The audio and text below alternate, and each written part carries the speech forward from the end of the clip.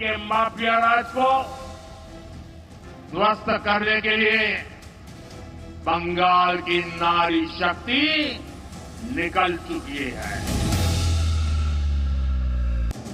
42 सीटों वाले बंगाल में बीजेपी की मजबूती के लिए मोदी ने बारासात से संदेश खाली के मुद्दे पर टीएमसी को घेरा और आज ही सीबीआई को हाईकोर्ट के ऑर्डर के बाद शाहजहां शेख की कस्टडी मिल गई।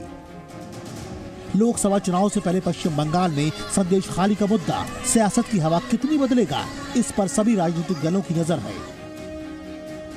इसी राजनीतिक रण के बीच संदेश खाली का सबसे बड़ा खलनायक माना जा रहा शाहजहां शेख अब सीबीआई की कस्टडी में है। सीबीआई को शाहजहां शेख की कस्टडी ईडी अफसरों की टीम पर हमले के मामले में मिली है। कलकत्ता हाई कोर्ट ने कल ही इसका आदेश दिया था, लेकिन ममता सरकार पहले ही सुप्रीम कोर्ट पहुंची, लेकिन कोई राहत नहीं मिली तो कोलकाता में दिन भर हाई वोल्टेज ड्रामा चलता रहा। इसके बाद सीबीआई की टीम केंद्रीय सुरक्षा बलों के साथ बंगाल पुलिस के मुख्यालय पहुंची और करीब 3 घंटे की मशक्कत के बाद शाहजहां शेख को हिरासत में ले लिया। इससे पहले प्रधानमंत्री ने ममता सरकार पर शेख को बचाने का आरोप लगाया था। टीएमसी सरकार बंगाल की महिलाओं के गुनहगार को बचाने के लिए पूरी शक्ति लगा रही है, लेकिन पहले हाई कोर्ट और फिर सुप्रीम कोर्ट से भी राज्य सरकार को झटका लगा है। अब बड़ा सवाल इस बात का है कि आखिर टीएमसी सरकार शेख को बंगाल पुलिस की कस्टडी में ही क्यों रखना चाहती थी। क्या शाहजहां शेख टीएमसी का कोई बड़ा राज जानता है? क्या संदेश खाली में टीएमसी के कुछ और बड़े नेताओं की भी भूमिका है, जिसके पर्दाफाश होने से पार्टी जल रही है? सवाल ये भी है कि क्या राशन घोटाले और भ्रष्टाचार के दूसरे मामलों में भी शाहजहां शेख सीबीआई के सामने कुछ बड़ा खुलासा कर सकता है? शेख शाहजहां जैसा गुंडा वो अगर मुंह खोले तो बहुत कुछ चीज बाहर आ जाएगा। पश्चिम बंगाल का राष्ट्रवादी मुसलमान टीएमसी को वोट नहीं देगा।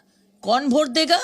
ये सब रोहिंग्या लोग, जिसके लिए Mamata Banerjee Aadhaar card, voter card, ration card सब कुछ कर दिया है। इसीलिए वो डरती है कि शेख शाहजहां को अगर पकड़ा जाए, इस जैसा गुंडा, थोड़ा मार पड़ेगा ना तो मुंह से सब कुछ निकल आएगा। शेख और संदेश खाली ने टीएमसी की टेंशन बढ़ा दी है।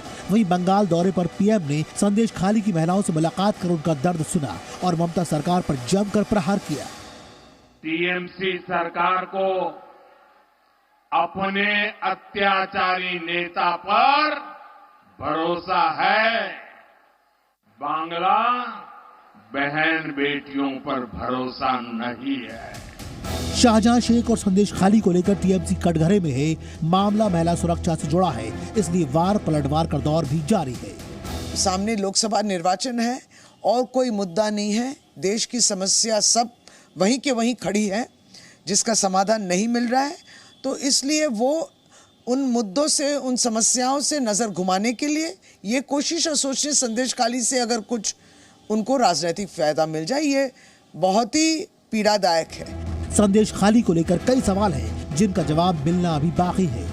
मगर चुनाव से पहले बंगाल में इसे लेकर सियासी संग्राम छिड़ चुका है। लड़ाई महिला सुरक्षा के साथ साथ महिला मतदाताओं को अपने साथ लाने की है। लिहाजा बीजेपी हमलावर है और टीएमसी अलग अलग तर्कों से खुद को दोष मुक्त करने की कसरत में जुटी है।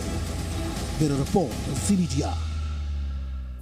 बंगाल की राजनीति में महिला मतदाताओं का अहम रोल रहा है। बंगाल में इस बार लोकसभा चुनाव के लिए जारी की गई मतदाताओं की लिस्ट में महिला वोटर्स की संख्या 3 करोड़ 73 लाख है। उम्मीद है कि हमेशा की तरह महिलाएं बड़ी संख्या में मतदान करेंगी। अब आपको पिछला आंकड़ा दिखाते हैं, कैसे महिला मतदाता बंगाल की राजनीति को बदलने का दम रखती हैं। बात करें अगर 2019 के लोकसभा चुनाव के आंकड़ों की, तो पश्चिम बंगाल में कुल महिला मतदाता 3 करोड़ 4 लाख थी। इसमें से 2 करोड़ 78 लाख महिला मतदाताओं ने मतदान किया, यानी करीब 82% महिलाओं ने वोट किया। 2019 लोकसभा चुनाव में टीएमसी को बंगाल में 47% महिलाओं के वोट मिले, जबकि बीजेपी को 38% महिलाओं ने वोट किया था।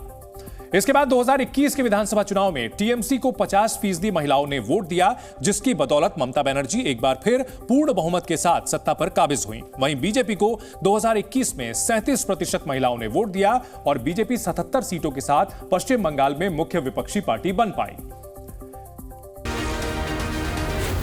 Zee News।